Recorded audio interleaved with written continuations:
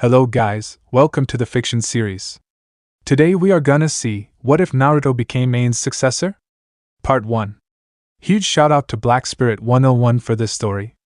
If you want more awesome fanfiction like this, don't forget to hit that subscribe button. So without wasting any time, let's get into the video.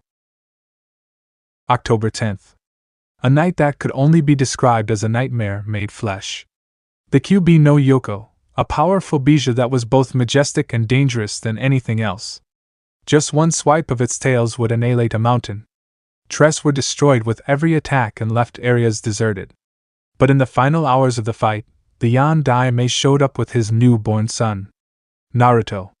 The child had his father's yellow hair, and had 3 whisker marks on either cheeks, as it slept in his father's arms. Deciding there was no other option, Minato sealed the beast into Naruto in hopes that the child would be the savior. Kushina had barely survived the birthing of Naruto, and now he was going to give his life to help Naruto. And the village. Summoning the Shinigami, he told the death god to seal the beast into Naruto at the cost of his own life.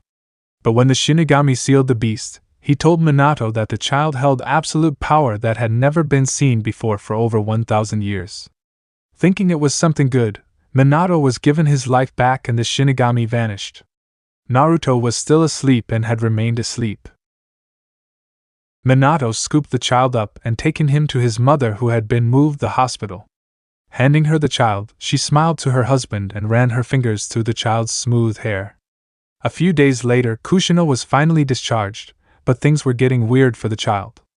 There was something very wrong, and the reason was that they couldn't feel the child's chakra. It was like it was non-existent. Never there to begin with. That was when Kushina took the child and held him in her arms. She kissed his forehead and asked the child to open her eyes.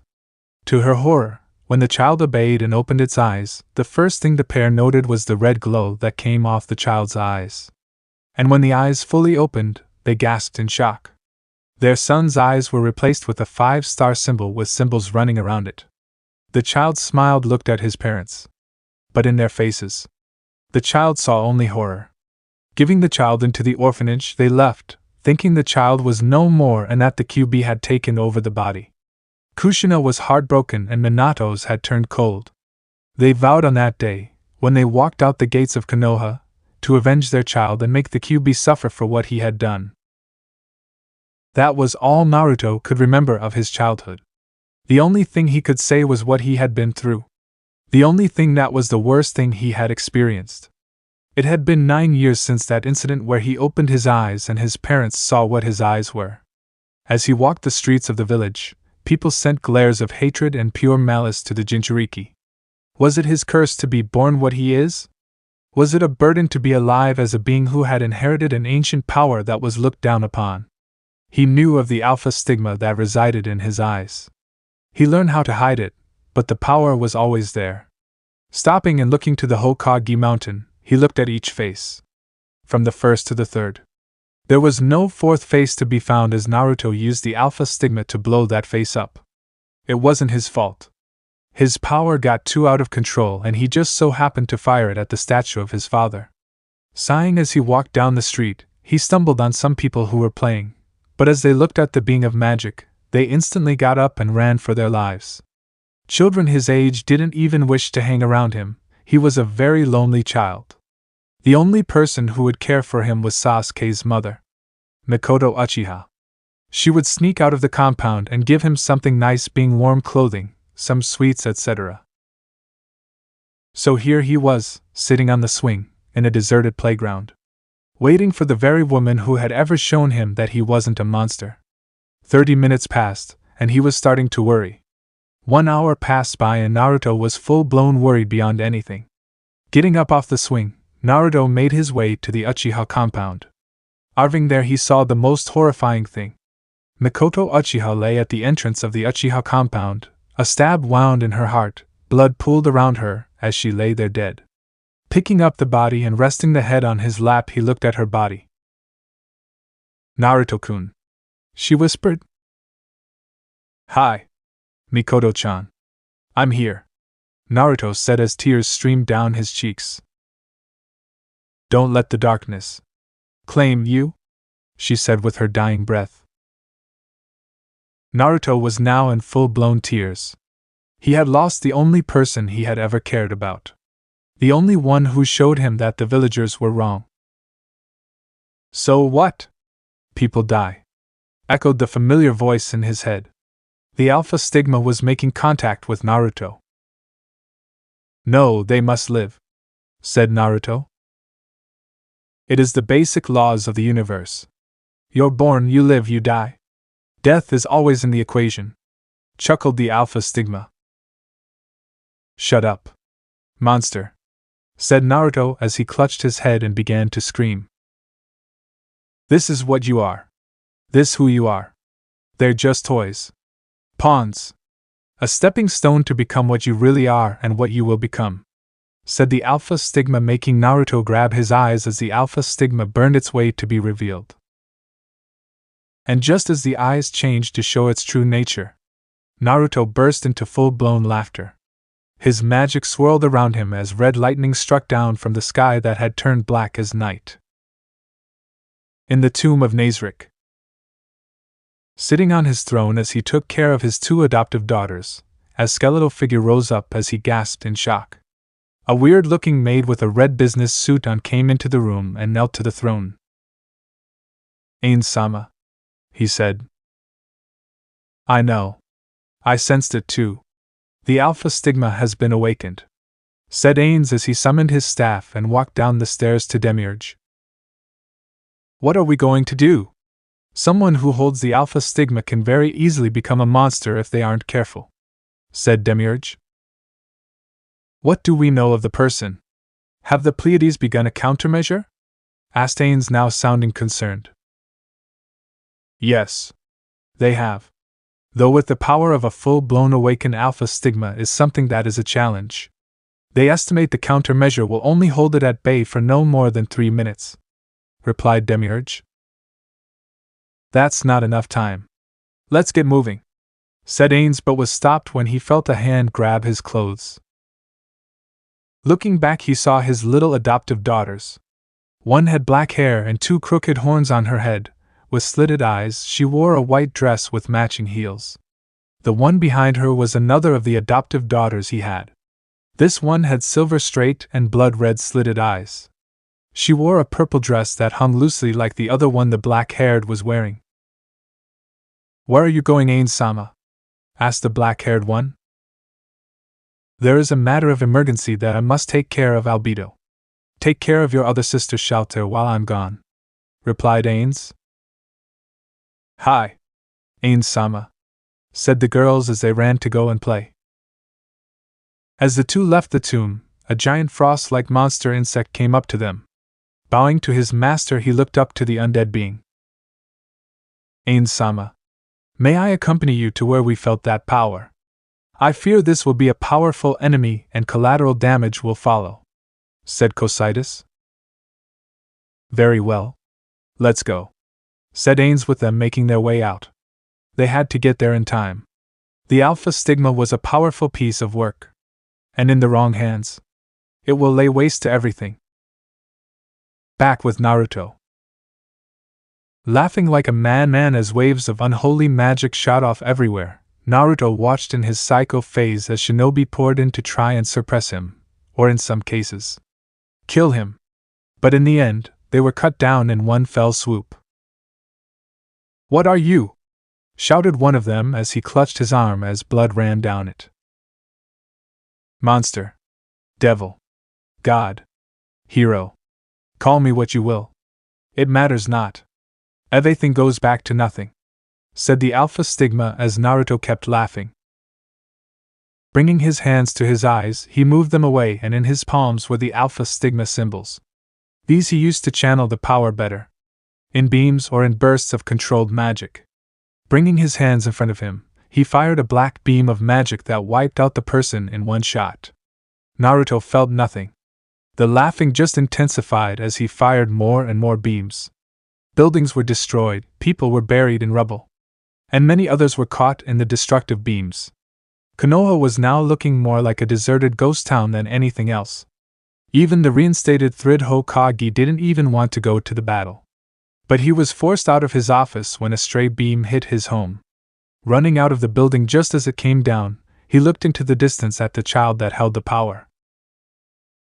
Minato and Kushina. You're a bunch of fools, he said as he looked at the destruction one simple person could bring.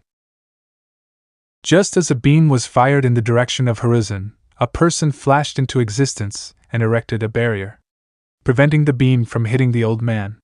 But the beam was too powerful, so it had to be deflected to the sky, which punctured a hole straight through the clouds. But that hole was soon covered again. Damn. That is some powerful shit right there, said Ainz as steam came off his hand. Who are you? Asked Hiruzen. On your knees when speaking to Ainz-sama, snarled Nabril as she glared blood daggers at him. That's alright, Nabril. He hasn't known about us. Our objective is that child there, said Ainz, pointing at the psycho-phased Naruto. Hiruzen was utterly shocked at what this man had just said.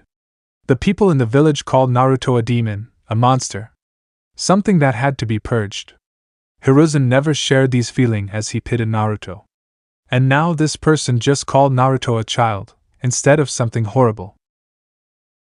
The Pleiades got into position while both Cocytus and Demiurge kept Naruto busy. Even with the coordination of Ainz, the boy moved with incredible speed. And every time Demiurge or Cocytus would move, he would teleport or be there before them, glaring at them with his cursed eyes. Even Demiurge, who was a demon himself, was scared shitless as he felt he was staring at death itself. And that is rare to see on the face of a demon. Pulling up the barrier, Nabril and Ainz entered and confronted Naruto. Demiurge went to go and check on the woman nearby. Seeing that she was still alive but barely, he told Ainz about it. Using this to break Naruto out of it, he shouted to him. Child. The woman is still alive. She is not looking good, but she can be saved, shouted Ainz, making Naruto's eyes widen, even the alpha stigma, blazing in his eyes, dimmed a bit. No, that is a lie, said the alpha stigma as it tried to remain burning bright in Naruto's eyes. She is alive. See? Said Demiurge as he used a bit of his magic to give her the ability to move. Naruto-kun. Stop, she said. Damn it. I can't, said the alpha stigma as Naruto struggled to close his eyes. Nabril. Do it. The barrier is at its limit, and if it drops, we won't hold him back if the alpha stigma goes crazy again now, said Ainz as the magic circles around him died out to a mere glimpse. But just as Nabril came close, a wave of power came off Naruto, and he grabbed Nabril by the hand. Lady, I'm sorry. I can't do it. You have to close my eyes, said Naruto as he held Nabril up. The 14-year-old Pleiades did as Naruto asked. A.N. made her that age to add in the compatibility with the mistress type thing. Reaching out, she felt Naruto's other hand grab her throat and begin to choke her to death. Child. Stop, she said as she battled to breathe. Naruto just stood there smiling up a storm as his fingers tightened around her neck. You're not a monster, she said as she felt Naruto's hands loosen from what she said. You are not a monster, she shouted as he hand made it to its target. His eyes. Pulling the lids down, the sky cleared to reveal its late afternoon lighting and the birds returned to chirping in the trees. Naruto for his part collapsed and began to sleep. It was just in time as well as the barrier phased out of existence. Good work. That was too close, said Ainz as he walked up to Nabril, who was holding the child close to her bosom. He looked so peaceful while he slept. Hard to believe that his child this age had already gained the immature state of the alpha stigma. Ainz then suddenly realized just how much trouble this boy would be in when the alpha stigma matured. Then it dawned on him. Turning to the Hokage, he walked to the old man and said, You're the leader here, aren't you? Said Ainz in a serious tone. Yes. Do you know what is wrong with Naruto? Asked Hiruzen. There's nothing wrong with him, replied Ainz. Then what is wrong with him? Asked Hiruzen. He just is burdened with powerful magic. Not this chakra you have. Magic.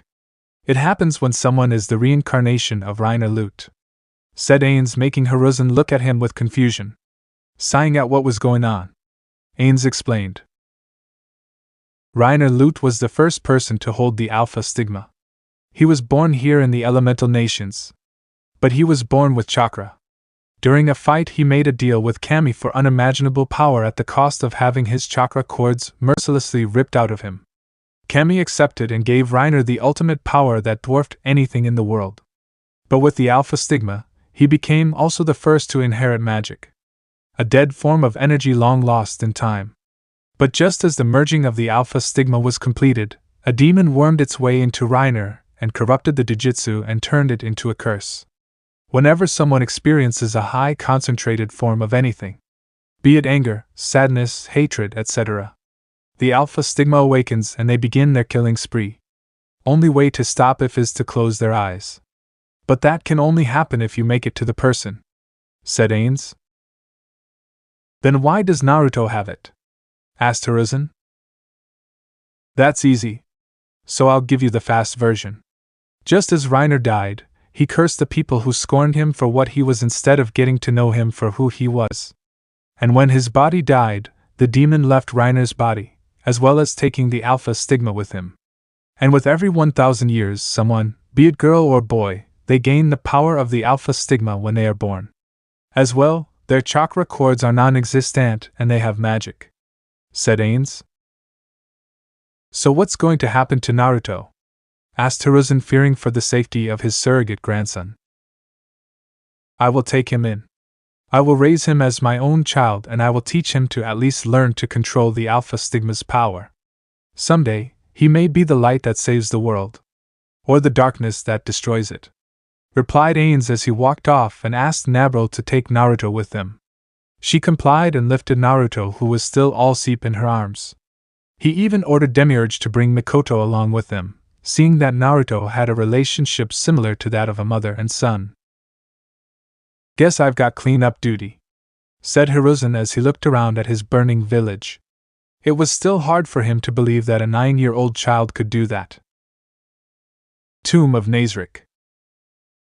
Opening the doors to the great throne room, they made their way to one of the many rooms where Naruto would get some rest. Closing the door to the bedroom, he went over to his throne just as his adoptive daughters ran into the room. Apparently they had seen the new addition to their family come in, sleeping in Naruto's arms, as well as another woman along with Naruto. They watched the woman get taken to a room to get healed while the boy was taken to one of the bedrooms in the palace. Ainz-sama. Who was that? Asked Obito. That is my adoptive son. His name is Naruto. And I will groom him as well to become my successor, said Ainz. Does that mean he will become the next king? Asked Cocytus, coming in. Hi. He will be my heir. The heir to the tomb of Nazarick, said Ainz. This just made Cocytus leave the room, thinking on what he would be like if he was in the uncle position. What he would do to the prince. Shaking his head to the frost monster's antics, Ainz placed Shaltir and Obito on his lap. Listen. When the time comes and you are of age, he will be at the age to where I can give him the throne, where he will rule over in my stead, said Ainz. Is this what you want? Asked Shaltir. It is. I want Naruto to feel like he is loved beyond anything. Please make this happen for him when he is of age, said Ainz, sounding desperate for Naruto to feel loved. We'll do it, said Obito, making the vampire nod as well. Thank you, said Ainz. Breathing in sharply while shooting his body up to a sitting position, Naruto found himself in a room he had never seen before. The room was a lot bigger than his craptastic one, that's for sure. A fireplace which crackled with red embers, lighting the room in a glowing red feel. A table with various drinks lay ahead of him by the doors that were too big to be called doors acted as the boundary for his room to whatever lay beyond it. Looking around the room, he found it to be quite cozy. He had never been in a room so extravagant as this, but he felt like he belonged here. The bed was extremely comfortable, and it was a full king-sized one at that. Bed curtains hung from the top, and the curtains were a dark blue color. Hearing the doorknob click, he turned his attention to the door, which slowly opened to reveal Nabril, the woman who carried him when he was out of it, after she closed his eyes. "Ah, glad to see you're awake, my lord," she said as she walked in holding a tray of various foods, ranging from some apples to bread to a glass of water as well. Thanks," was all Naruto said as he looked at her, as well as wondering why she called him what she called him. "How are you feeling, my lord?" she asked as she walked over to him and placed her hand on his forehead to measure his temperature.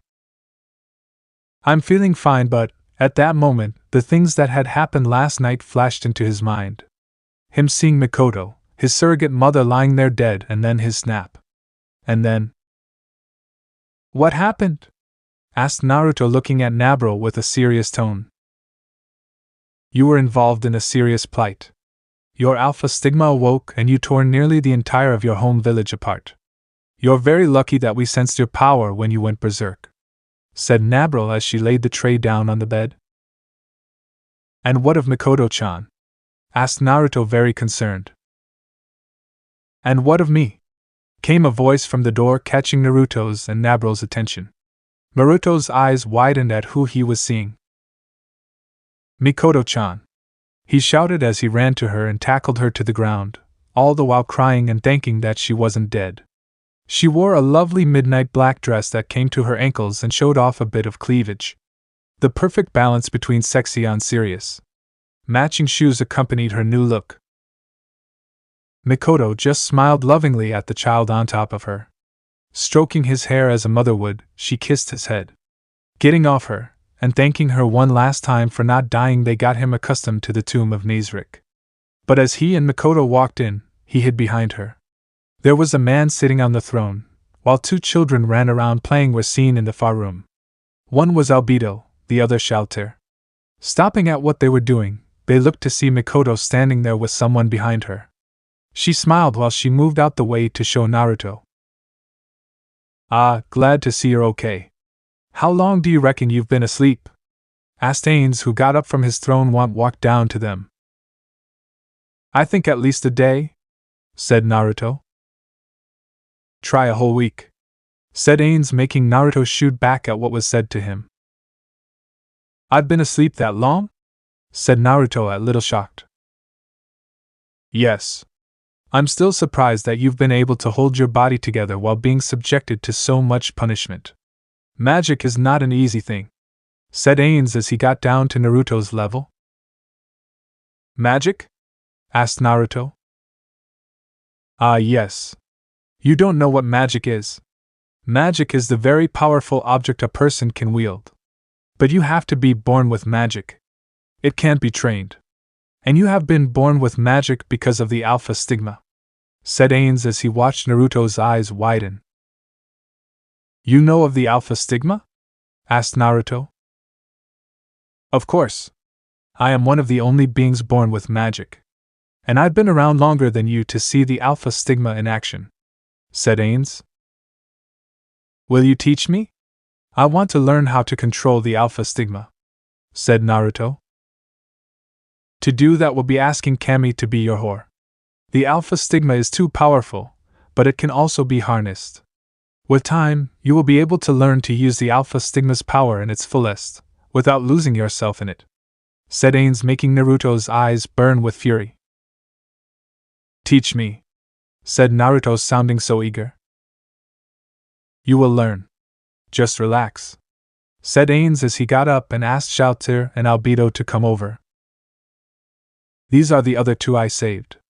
This is Obito and Shalter. They will help you in being friendly with people. Go and play," said Ainz as Shalter and Obito walked over to him.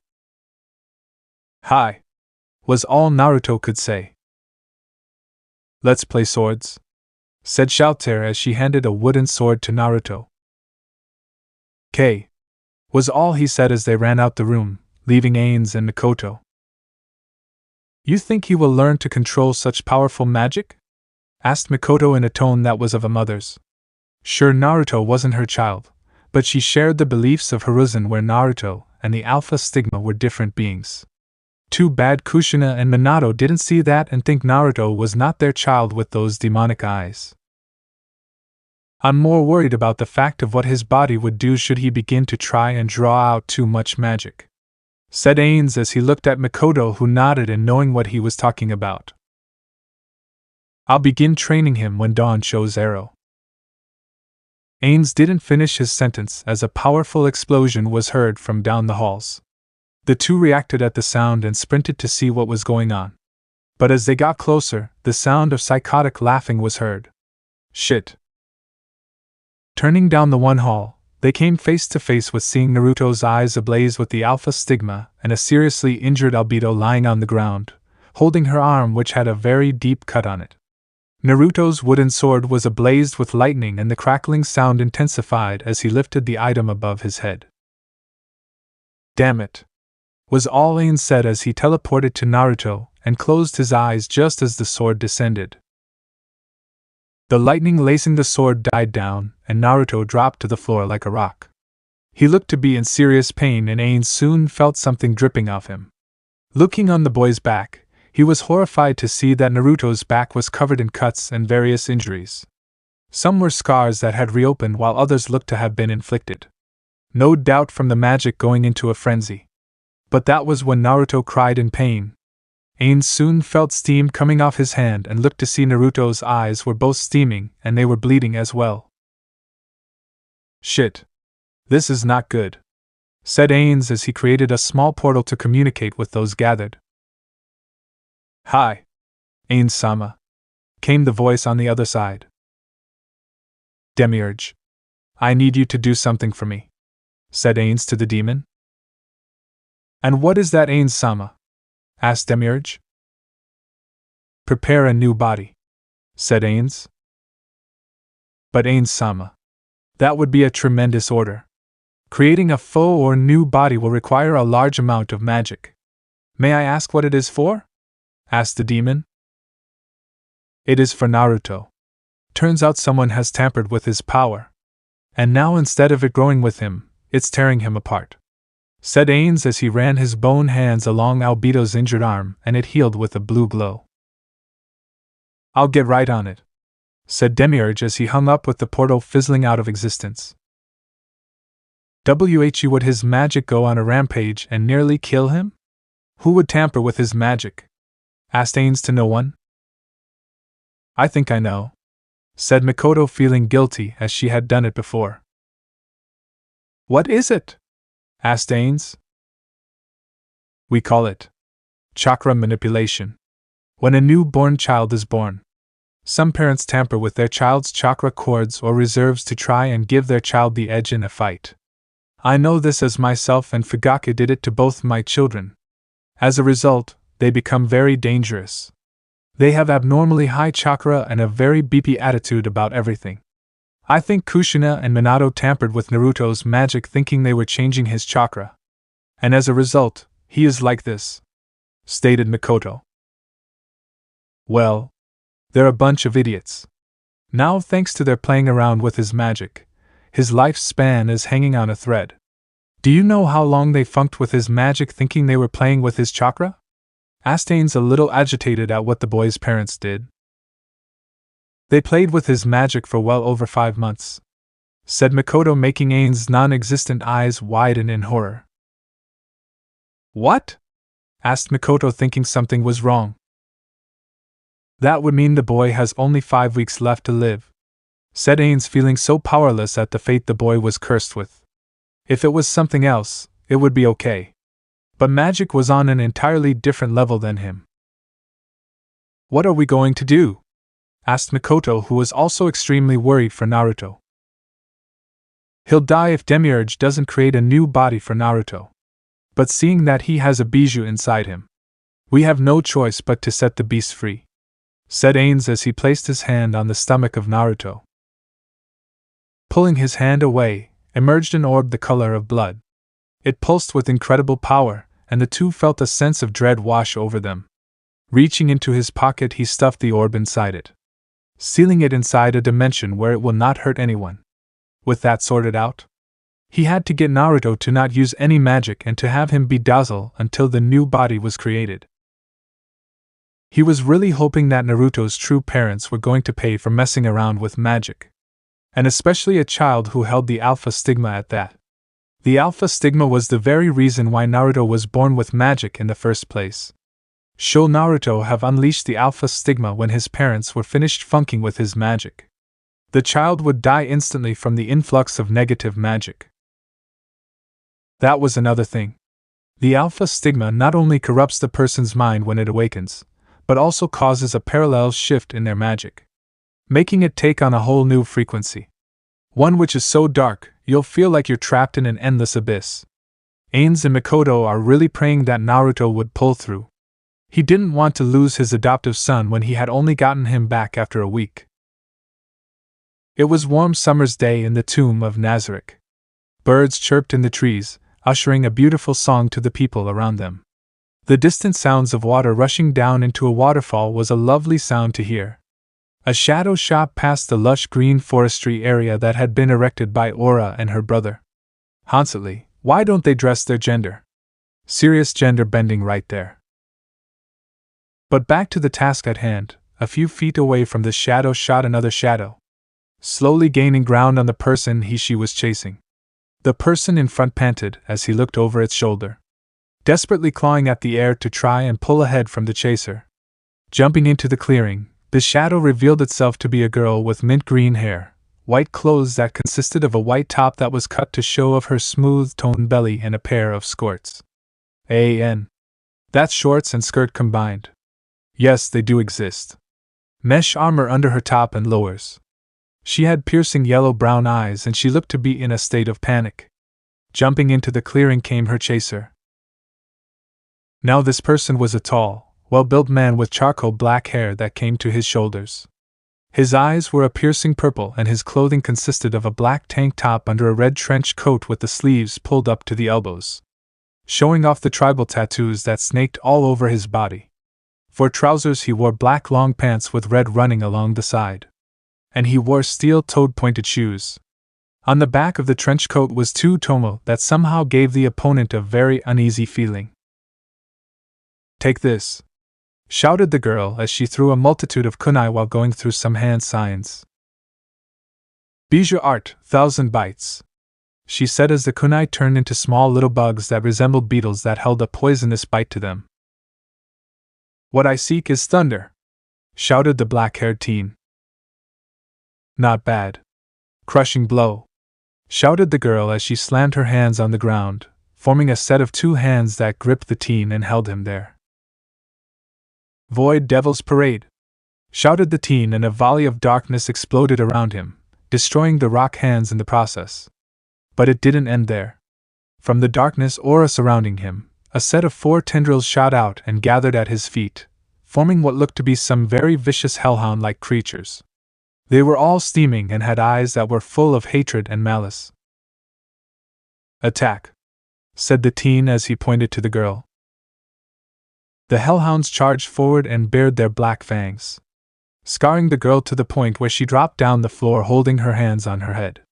She screamed as loud as she could, scrunching her eyes closed, and waited for the inevitable. But it never came as the sound of fingers snapping were heard and the hellhounds ceased to exist. "Good going, Fu-chan. You had me resort to one of my more intermediate basic spells. Good job," said the man as he walked over to the girl known as Fu. "Well, you could have gone easier on me. That attack always scares me, regardless on if I'm receiving it or not. You know that, right? Naruto-kun?" asked Fu as she took the hand extended to her which Naruto was holding out to her. Turning around and making their way back to the tomb of Nazarick, they took a bit of time to do some small talk. Yes, this person with the black hair and purple eyes was Naruto himself.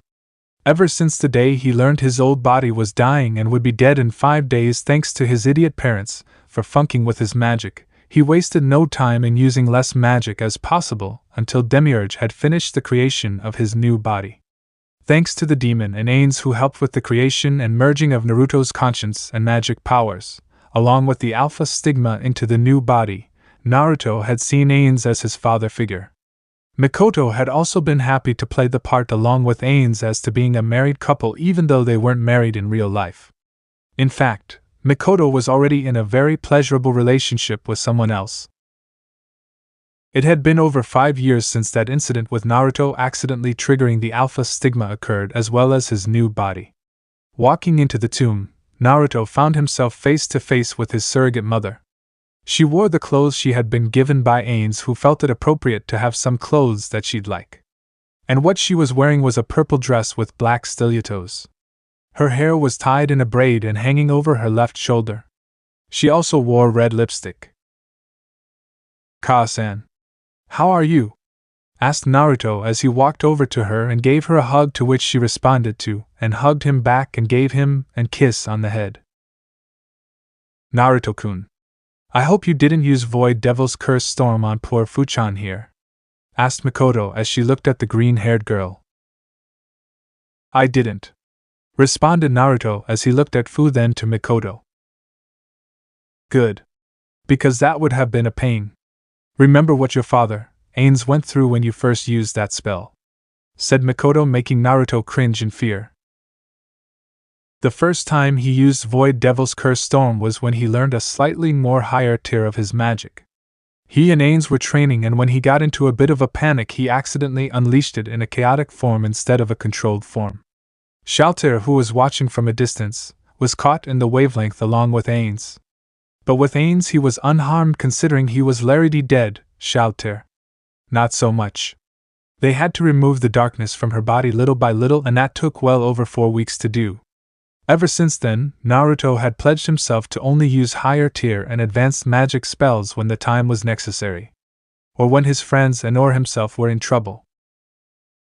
Breaking away from Mikoto, Naruto continued his walk along the halls of the Great Tomb. He couldn't believe that with his surrogate father, Ainz, he had inherited this massive place as his when he is of age.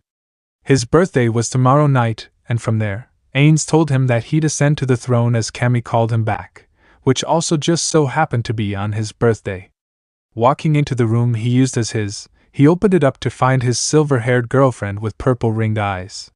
She had a very shapely figure on her, with her chest being an easy D cup. She had chocolate skin, and she even had a very lovely smell to her.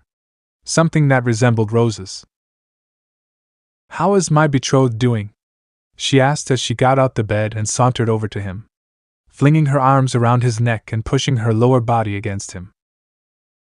"Doing just fine, my fiancé," said Naruto as he wrapped his arms around her waist and drew her close, finally meshing their lips together. During the years where Naruto was training along with Ainz, he stumbled across a prison which held various people for various crimes. So Naruto went in and began negotiations with the warden. After hearing all he had to say, Naruto proposed a deal, his endorsements, in exchange for one inmate of his choosing. The warden agreed to these conditions, and that is how Naruto and Ryuzetsu met. She fell in love with the magic wielder ever since she found out about him being who he was. Naruto had also showed her his Alpha Sigma, where it was in its sealed state, where he could copy a person's jutsu and turn it into a spell. It was pretty cool, but it was very dangerous, as if the spell was not compatible with his way of living, it would reject him and he'd be electrocuted. But so far, he had unlocked his Void Devil Slayer magic as well as some lightning-based attacks. Breaking from their kiss, Ryuzetsu ran her fingers through his silk-smooth black hair. She really enjoyed the way he looked. He had previously shown her a picture of what he looked like before his new look replaced it. She told him that she preferred either look. Walking out the bedroom along with her, Naruto walked into just a few of the other women who fell in love with Naruto. One was a very feisty blonde-haired woman who went by the name of Ferris. Naruto found her passed out from fatigue just by the tomb. He took her into the tomb and nursed her back to health. Obito and Shelter were a little pissed off at the fact that this blondie came into their Naruto-kun's life and weaseled her way into his heart. But after a very heated talk with Naruto, they agreed to share him. Ferris enjoyed to spar with Naruto almost every chance she could find. The next was a fiery redhead who went by the name of Lilith. She was a very special case when it came to her style of fighting. When she first got to the tomb due to her sensing a powerful magic in the area, she just so happened to find our black-haired teen in a rampage state where his alpha stigma was in full force. So, she shot him down with a powerful shot made of her magic. After finding out that he did it by accident, she decided to help the heir of Nazarick learn his powers. Even helping him, along with Ferris, where they taught him that he can suppress it for only a good 30 seconds. It didn't seem like a lot of time allocated, but those 30 seconds sometimes saved lives from being ended. And then there was Obito and Shalter, the very two women who were the first to fall in love with Naruto. Ever since that incident 5 years ago, Naruto had sworn to always protect them and never let the alpha stigma take control like it did when he injured Obito. Both Obito and Shalter felt the pain Naruto had when he wounded her, and ever since then, the trio formed a very tight bond to the point where they are no longer embarrassed when the other walks in on them in the bath or shower. Sure, they would yell, but that was only on some occasions. But tonight, Ainz was going to give Naruto what he was planning all along: the throne to Nazarick. The Pleiades had already recognized Naruto as their new master, and on top of that, Nabril had gotten very comfortable around the prince. To the point where whatever compliment he gave, she'd blush and just say it was nothing. But deep down she really felt that she had a connection with Naruto, even though he had many women with him, and one whom he was betrothed to. With the Namikaze family. Walking into the village with two little girls by their side, they smiled like any other normal family would. Kushina didn't even look a day over 29 and Minato still looked like he did 13 years ago. The only thing that did change was the fact that they had two new children with them. One went by the name of Yuki while the other went by the name Ikumi. Yes, both children were girls and Minato and Kushina were fine with that. As well, they were already making plans of making their two children the heirs to the family names. Yuki to the Namikaze name, and Ikumi to the Uzumaki name. One child was 12 and the other was 7. Walking into the office, they came face to face with Hiruzen, who had mountains of paperwork to do. He looked to be in a state of solitude, and was contently sighing to himself as he stamped yet another document. Under his table on his legs was a note that Ainz had sent the old Hokage. It read, Hokage. Naruto has been perfecting his magic abilities to the point where he can now even match me. As well, due to the tampering of his magic when he was young, we had to give him a new body. Everything is all fine here. He still has to learn to come to grips with his power of the Alpha Stigma, but he has shown a brilliant aptitude to Void Devil Slayer magic, a very dead and ancient form of magic which taps into the powers of darkness. His power will even surpass mine in time. Ainz Gown. Looking up, he nearly fell off his chair as he stared at the people he didn't want to meet. Directly in front of him was Kushina, Minato, and two little girls no older than the age of 5. Getting up from his desk, he slowly walked over to the family, kicking the letter under his table as he got up. Stopping in front of Minato, he asked a simple question. Why are you here? He asked in a tone that was hard to pinpoint on whether it was serious or happy. We're here to take our son back. I trust you got rid of the demon inside him, or probably avenged him, replied Minato, only to get sacked in the face by Hiruzen. Kushina was about to burst out in outrage when Hiruzen glared daggers at her. She just backed away and hid her children behind her, just to be safe if this crazed lunatic was planning on hurting her children. How dare you! How dare you! You come back after 13 years and all you can say about Naruto is if he was either killed or avenged? What kind of parents are you? Snarled Hiruzen. We are his parents.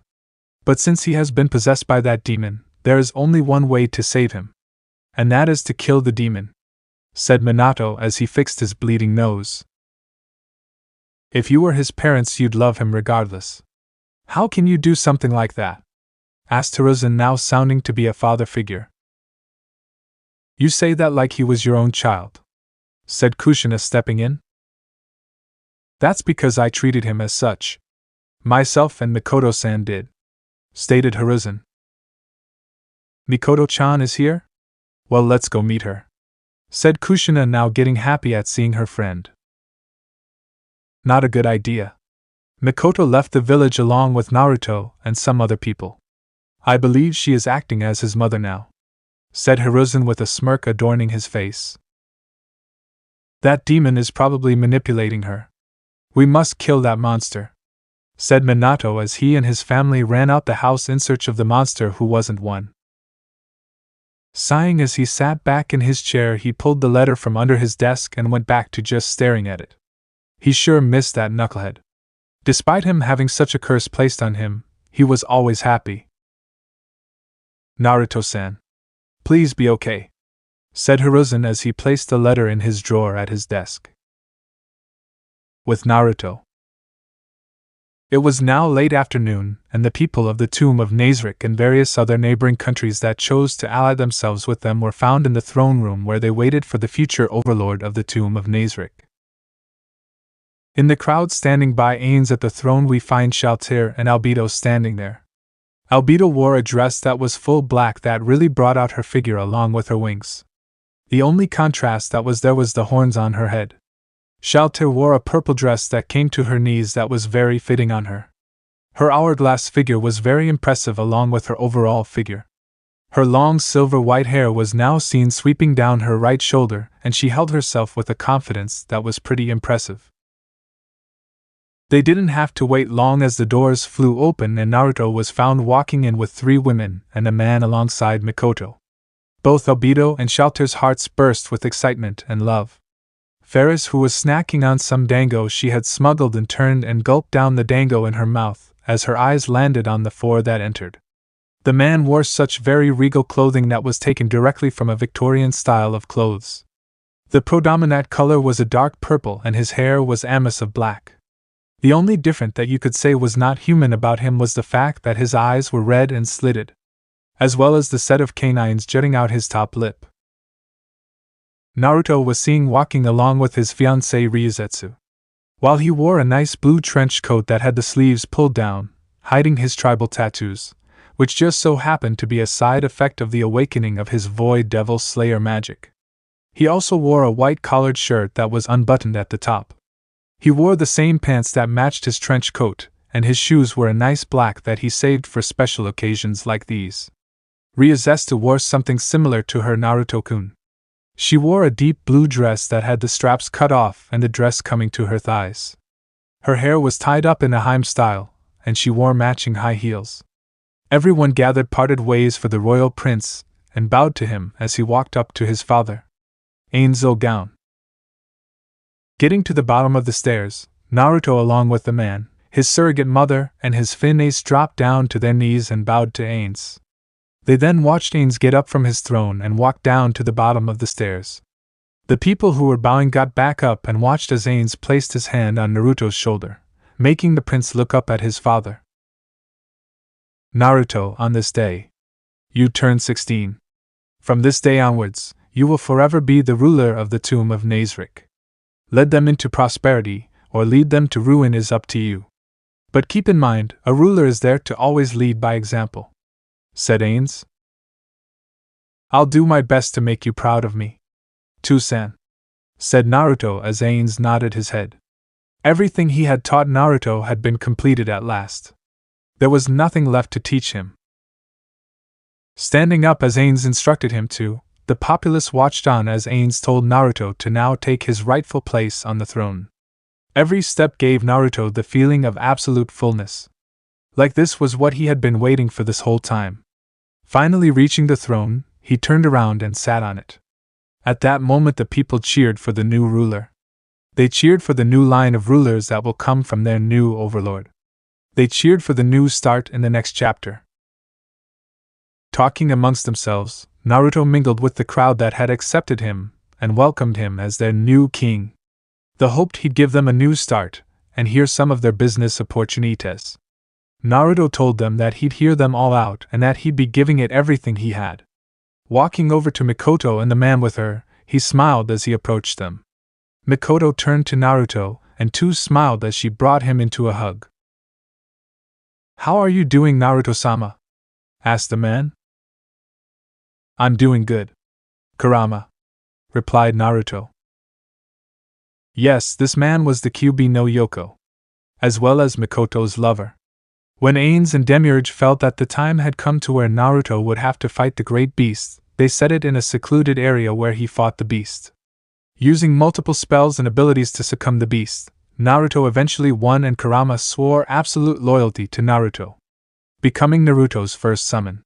The tomo on his back was living proof of that. A few years after Naruto's victory over Kurama, he found both Mikoto and Kurama having sex in one of the rooms. She was found in the missionary position, while the legendary beast plowed her to no end. Naruto accepted this fact, and soon enough, Mikoto and Kurama fell in love with each other. And on top of that, Mikoto was now pregnant with Kurama's child. The first child to be born, Hanyu, from one of the Bijou. They partied on and on until Naruto felt he had had enough partying and walked to his room in a very drunk state. Halfway he met up with Obito and Xiaoter, who wanted to give the new king a present. Thinking it was something different, they made their way to Naruto's room, where the sounds of moans and groans echoed through the night as Naruto had sex with Xiaoter and Obito non-stop. Walking up and bringing himself up to a sitting position on the bed, Naruto ran his one hand through the thick mop of black hair on top his head. Looking at his sides, he smiled at the two beautiful women that he slept with last night, Obito and Xiaoter. Despite having a killer hangover, he kissed each one of them on the head, making them smile as they snuggled into the bed further. Getting out the bed, he made his way to the shower. Running the water and looking at himself in the mirror, Naruto found that he preferred this look better.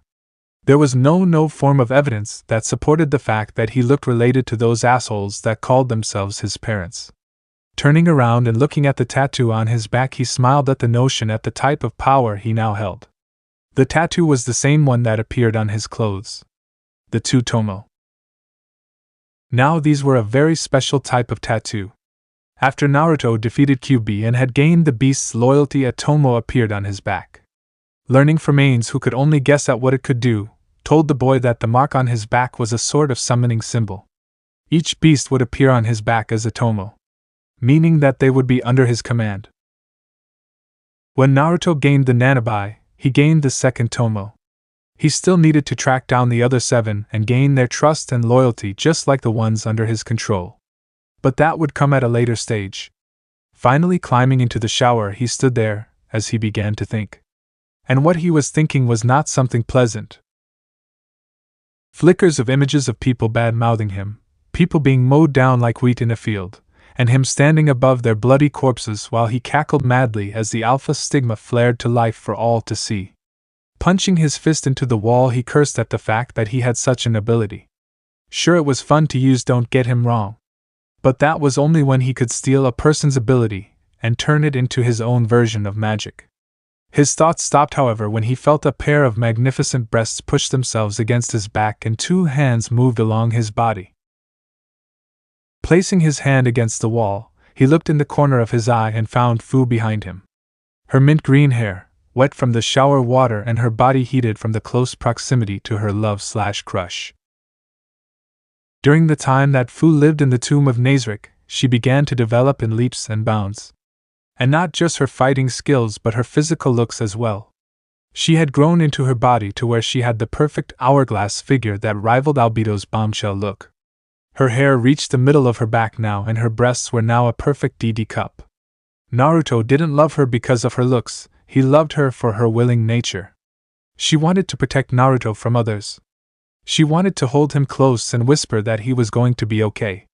Of course, this form of affection and love was just the right dosage to start a rivalry between her and Ryuzetsu. And on very occasion it was Naruto who had to break it up, which was not fun in his opinion. That was what Naruto loved about her. Her resolve to carry on fighting for what she loved. With Naruto pulling out his beat from her, she stood on shaky legs as she turned around and kissed him on the lips. Their tongues tangled with each other's as they gazed into each other's eyes. Arigato. She purred as she licked his bottom lip and helped him clean her body. You're welcome, replied Naruto as he went in for a peck on the lips. With them now clean, they left the shower, got dressed, and found Ainz standing there. The floor guardians stood there and bowed to their old master, an end to their new master. Naruto, I am leaving the tomb under your control. I trust you'll do me proud, said Ainz. I'll make you proud too, San, said Naruto as they watched Ainz float up into the sky to be with Kami once more. Standing there for a few minutes, the floor guardians turned to Naruto and instantly dropped to the knees with the heads looking at the ground. Naruto saw this and just stood there. Naruto-sama, what are your orders? Asked Cocytus. I seek to take part in a tournament. Is there any happening in any village? Asked Naruto as he saw Demiurge's head shoot up. Yes, in your old home, Konoha, there is a tournament happening there. I believe they call it the Chunin exams. You can take part even though you're a ruler, said Demiurge. I know that. But I wish to use my power in a more stronger form. I wish to push my powers to their limit. When is it happening? Asked Naruto. It's happening in about 5 days from now. The people who can enter must be in a team of 3, and one experienced person called a Jounin, added Demiurge. Very well. Demiurge, you'll play the part of being the Jounin. Myself and Ferris will go, now we just need one more, said Naruto as he looked at those assembled. I'll go, said Lilith stepping into the clearing holding her rifle. You sure? There is a point where I may lose control of the Alpha Stigma and possibly kill you, said Naruto as he saw Lilith nod that she wanted to go. Very well. Our team has been assembled. Let's. Thud. Naruto didn't finish what he was saying as the sound of something falling was heard just behind him.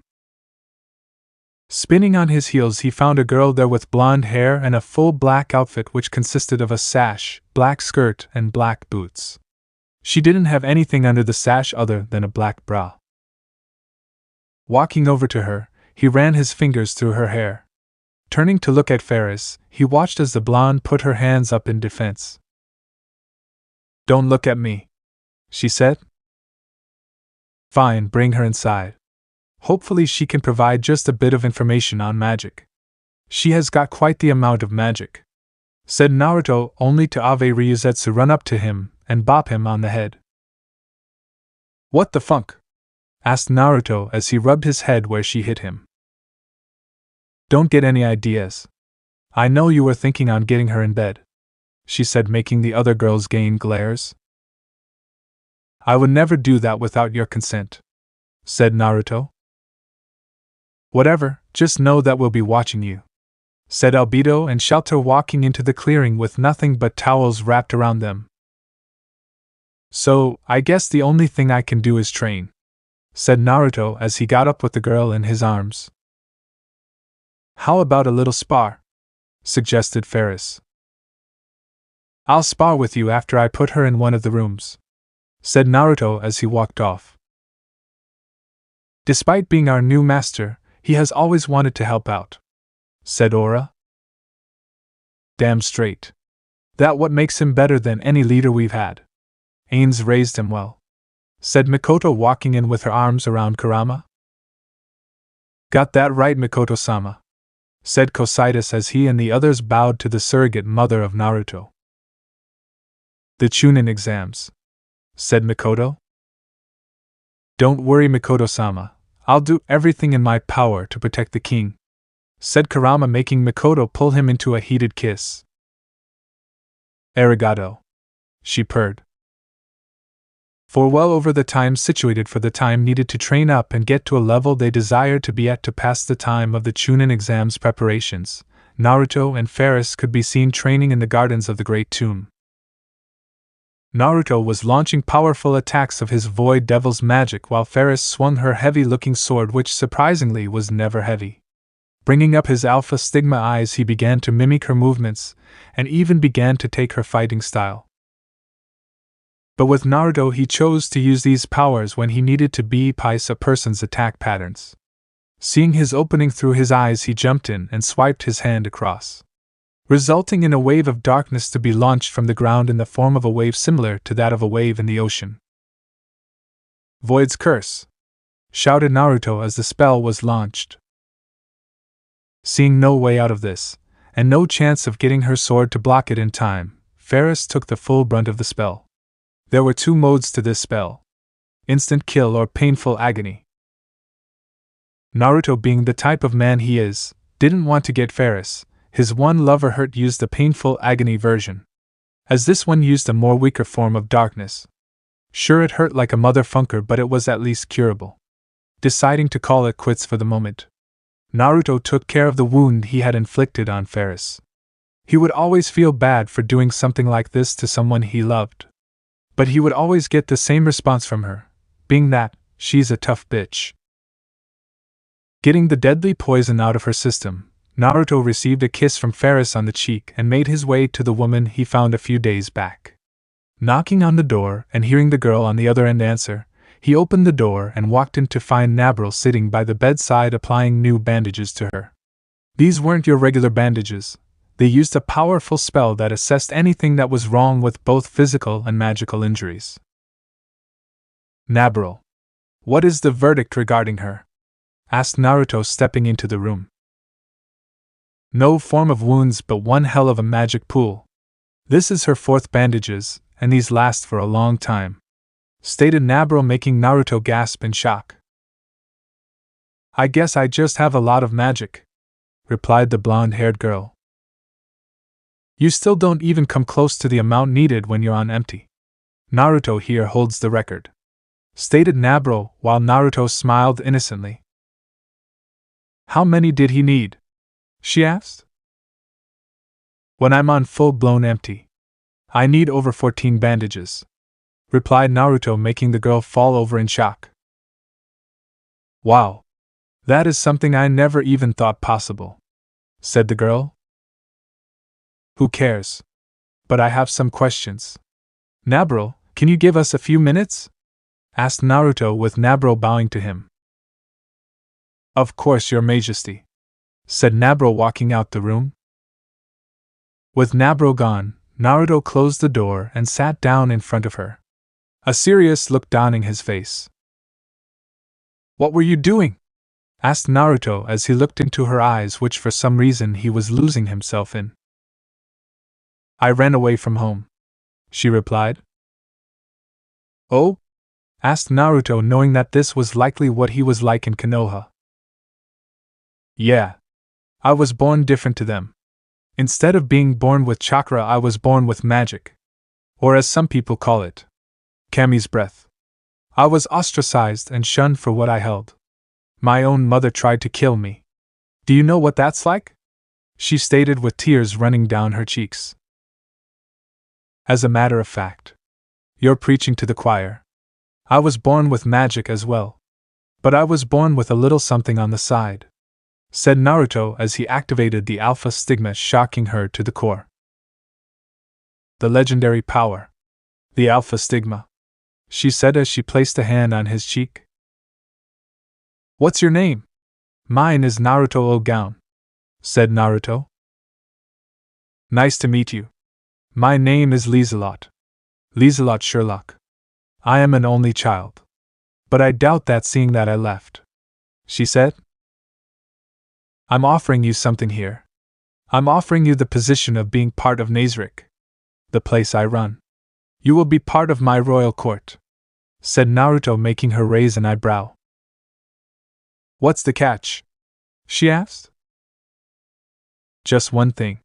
You help me learn more of my magic power, replied Naruto as he watched Lieselot don a thinking pose. She could finally live without looking over her shoulder, and on top of that, she had a nice place to live in.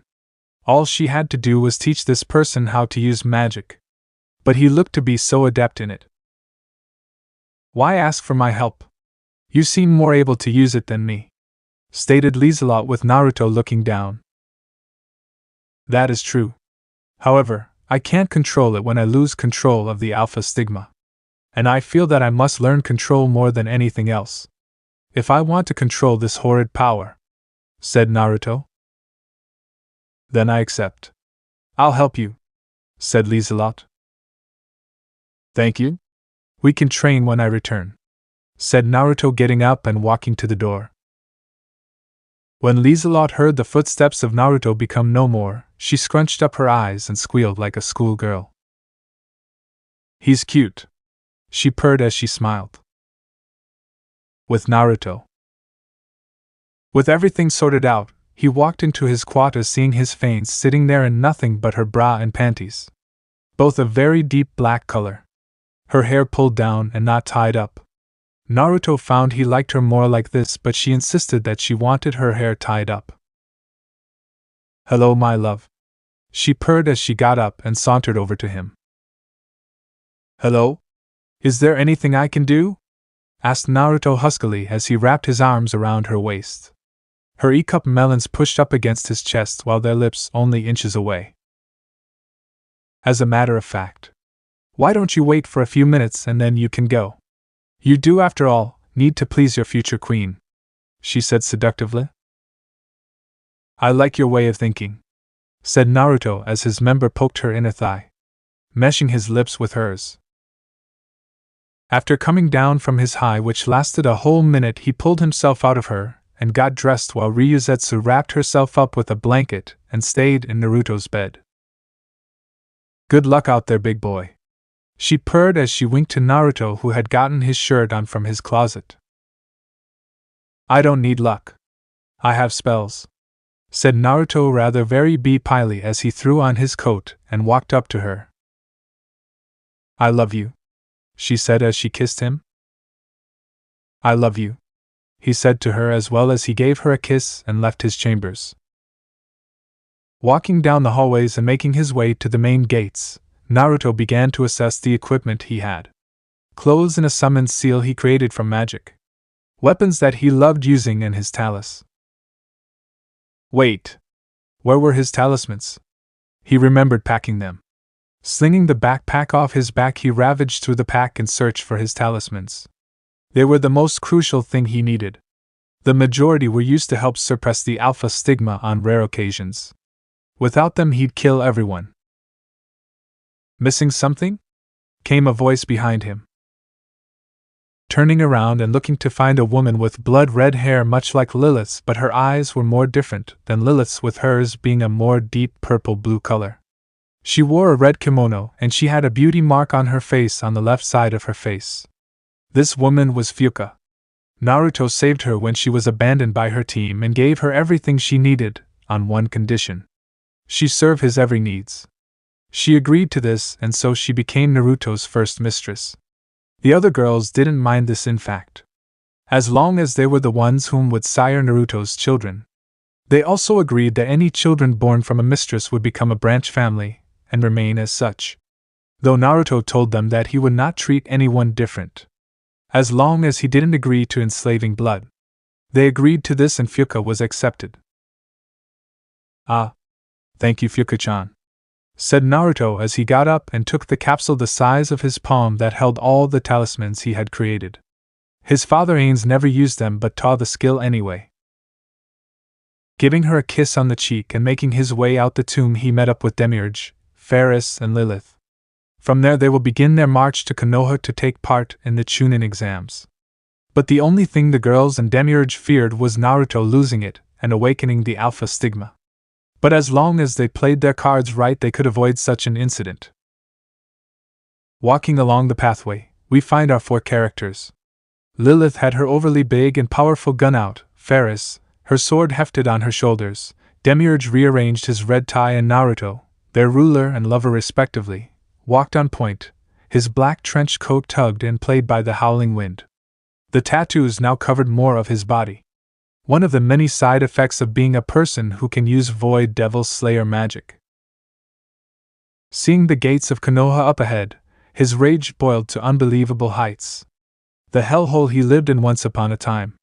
Worried about the way things will play out, Ferris looked over to Lilith, who nodded a reach for her talisman satchel just to be safe. Demiurge even got a bit of his magic ready, to set up a powerful barrier to prevent Naruto from going on a rampage.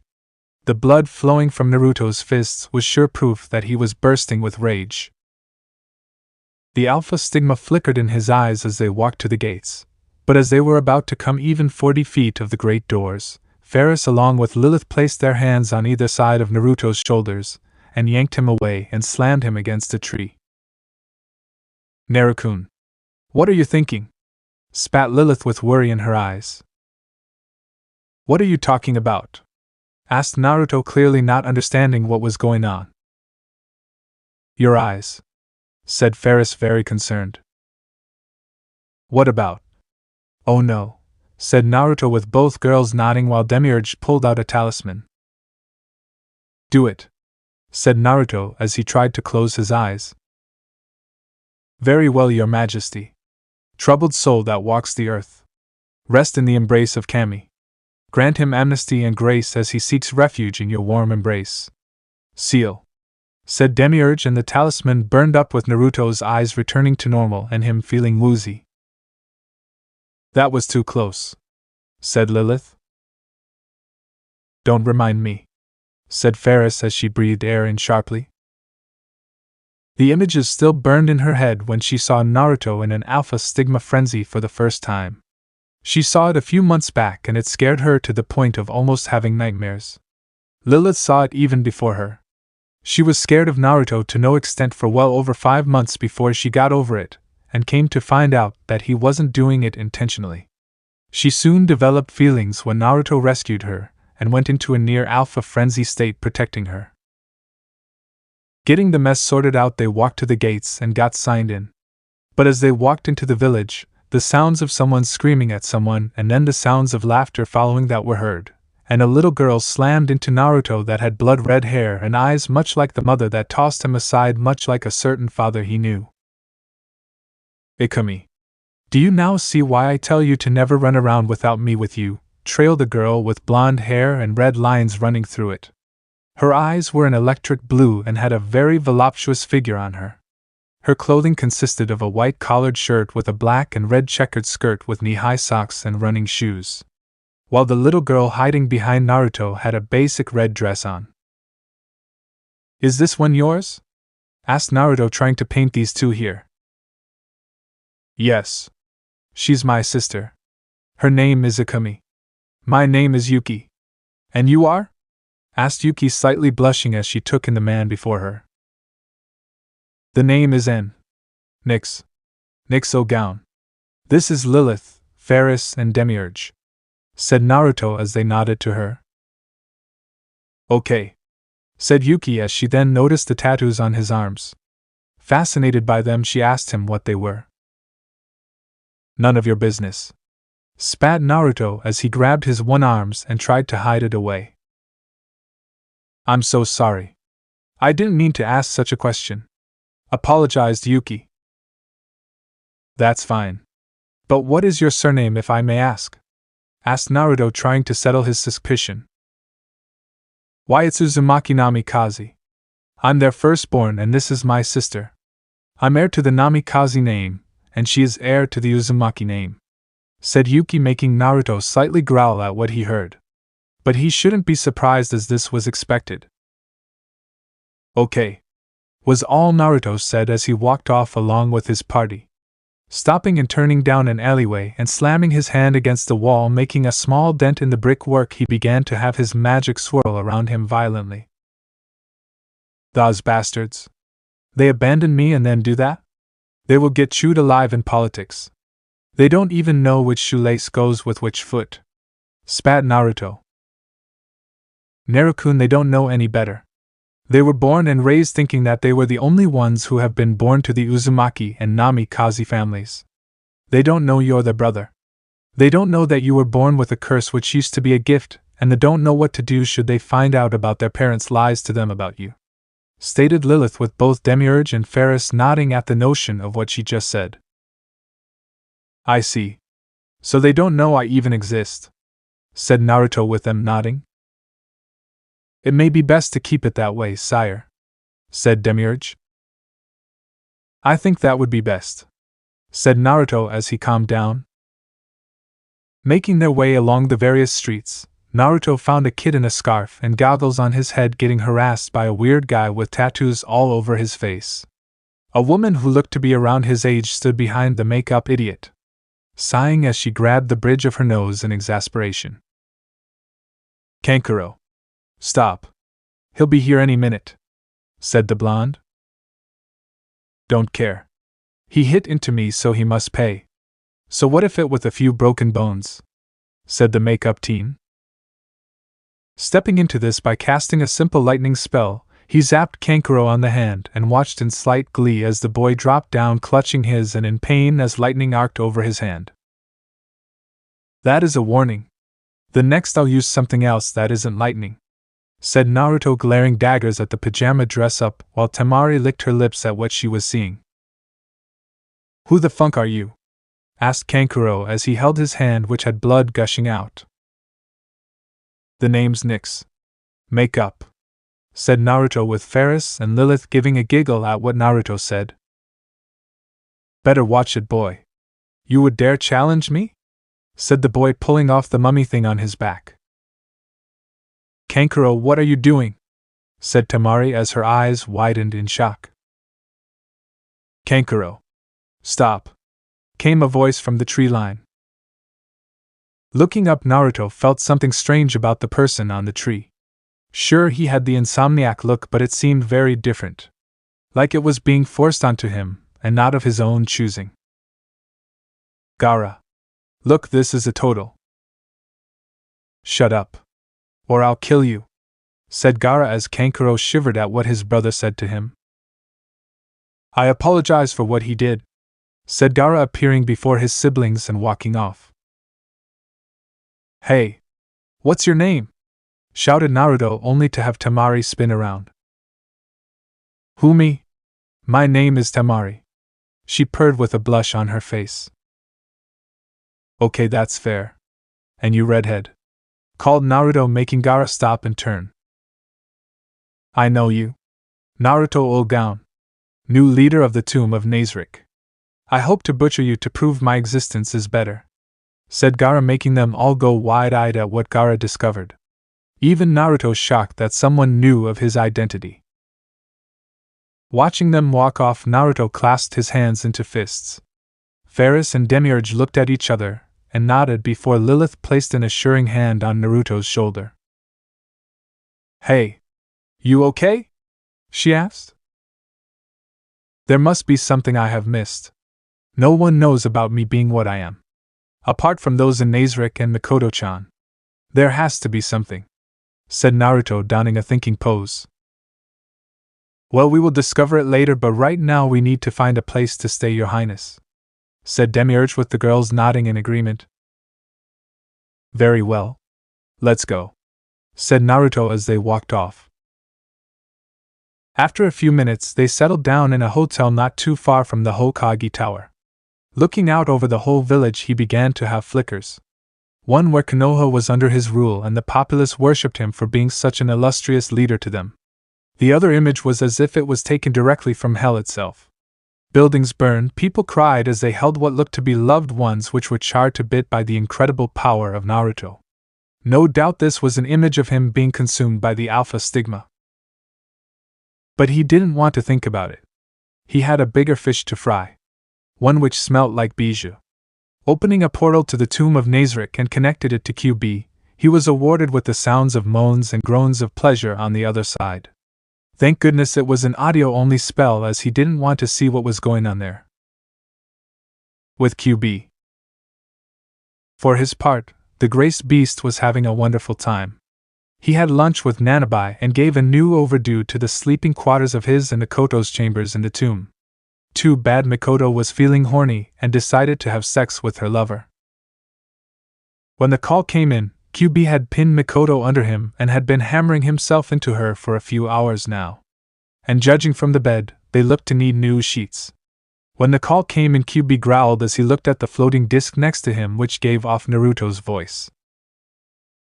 What is it, sire? Asked QB as he pulled out of Mikoto, who only groaned at having her fun ruined, but then got an idea and went over to be kneeling before him, looking playfully into his eyes as she grabbed his 8-inch beep and began jerking him off. QB. What do you know of Gaara? Asked Naruto as he heard from his side the demon groan in pleasure. I don't know the name. However, all I know is that he holds the Aichibi, said QB as he watched Mikoto engulf the beep with her mouth and bob her head back and forth on the meat stick. What do you know about him? Asked Naruto. Ichibi is actually a she. She is a bloodthirsty demon that only cares for herself. But once upon a time she was kind and caring. It will be a challenge to know. Mikoto Heim. Don't do that. No. Oh, that feels good. Sorry, my king. Call you later, said QB, hanging up on Naruto as he watched Mikoto get up and sit on his lap, pushing the beep into her moist snatch. Naruto-kun again? Asked Mikoto as she trailed kisses along his neck. Yeah. But I know that he can wait. After all, I am to please you now, said QB hoozily as he captured her lips. Then why don't you show me? Mikoto purred as she pushed herself and QB down and began to ride him, filling the whole tomb with howls and moans of pleasure. With Naruto hanging up the link he sighed as he looked into the apartment. Demiurge was doing a bit of scouting around so he can have a good scope of the area just in case that Naruto requested it. Lilith was busy at the hot springs and Ferris was raiding the dango store that was here. Honestly, how can she eat so much dango and not? No. Shaking his head to free his mind of the thoughts, Naruto found himself slightly aroused. No doubt from hearing over the link QB and Mikoto going at it hard. He needed release. Bringing out an object that looked to be a regular piece of paper with a bikini model on it with blood-red hair and a beauty mark on the left side of her face. Naruto tapped it, and instantly before him was Fuka, who knelt to him, giving him a perfect view of her glorious bosom. You summoned me, sire? She asked as she looked up with seduction that Naruto loved so much. Yes. After hearing my surrogate mother and her lover going at it made me very lustful, said Naruto as he watched her nod her head. And you need release, said Fuka with Naruto nodding. Licking her lips at knowing where this was going, she got up and pulled off her kimono, showing her cream-smooth skin to Naruto, who now had his tent pitched. What do you want me to do? She asked in a sultry tone. Today I don't know, so I'll let you choose, said Naruto as Fuka bowed to him.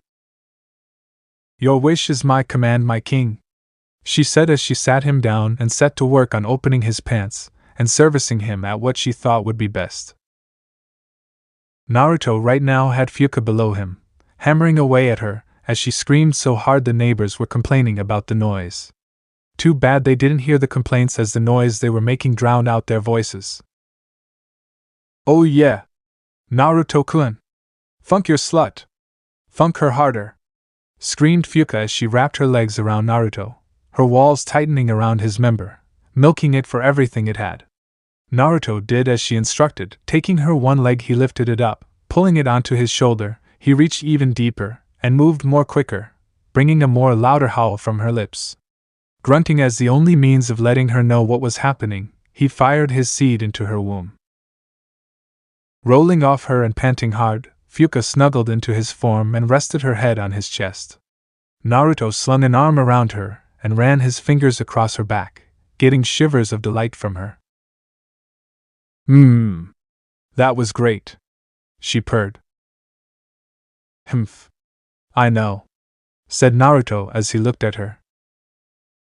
Giving her a kiss on the lips, he sent her back and got up to get dressed, only to have the door swing wide with Lilith standing there, red in the face with Ferris and a box of dango in her hand. She just looked on with such a neutral expression that Naruto shook his head and put his shirt on. What? He asked. You could have toned it down, you know, said Lilith with Naruto shrugging his shoulders. I just had to get a little release out of my system, said Naruto. I'd hate to know what you call a big release, said Ferris, chuckling to herself as she took another piece of her dango. As they communed with each other, Demiurge came into view and bowed to Naruto. Naruto-sama, I've finished scoping out the area. There are a few areas we can institute for attack, but I recommend not doing it in daylight as this will cause problems, said Demiurge. Good. But you didn't have to do that, said Naruto as the demon just shrugged his shoulders. I just wanted to give you a one-up, said Demiurge. I see. So, what are we going to do about the girl who slightly digs you? Asked Ferris. I dunno. She is my sister after all. But this would destroy her standing as a clan heir. But if she were to realize who I was, then things would get ugly, said Naruto with Lilith nodding in understanding. But if you wish to let her know that her parents were wrong, then she is to know who you are. But do it subtly, said Ferris. I know, said Naruto. Looking at the time and seeing that it was already 10 at night, they decided to call it a night. Demiurge fell asleep in the other room while Ferris and Lilith curled up next to Naruto in the bed. Giving them a kiss goodnight, they went to sleep. When morning came around, he found the girls and Demiurge assessing their gear. Flaring up his magic and gathering darkness around him, he smiled along with them. Walking out with Demiurge taking some time off, which Naruto insisted on along with the girls, they made their way to the hallway of the first stage of the exams. There they found something simple, being a gain jutsu on the door.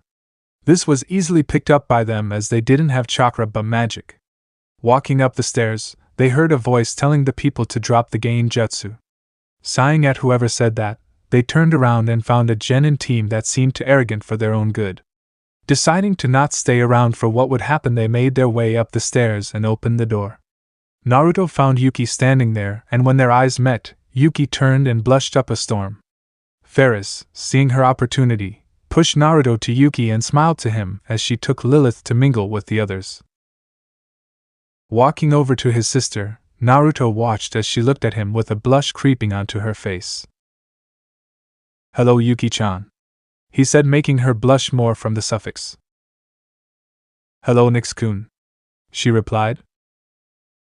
I'm a little new to this village, so when we have time, can you show me around? Asked Naruto. Sure. I have no problem with that. But can I ask, where are you from? Asked Yuki. I live in an unnamed village. We practiced a powerful form of power called Kami's breath. We weren't born with chakra, and I don't think we'll ever be born with it for a long time, said Naruto, making her understand. She knew there were people in this world that didn't wield chakra like the rest of them. It was simple knowledge. But there was one thing she found surprising with him. She learned from a book she once picked up that those with magic can't be sensed by a person with chakra.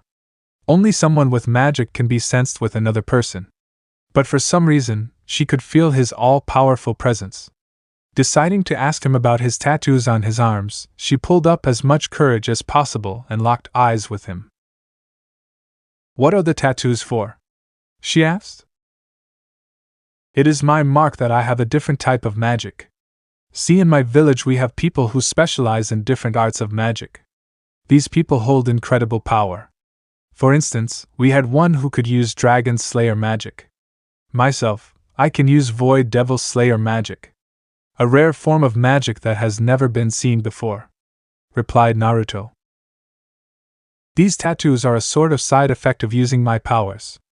The more I use them, the more it spreads. Right now they cover more of my body, he added.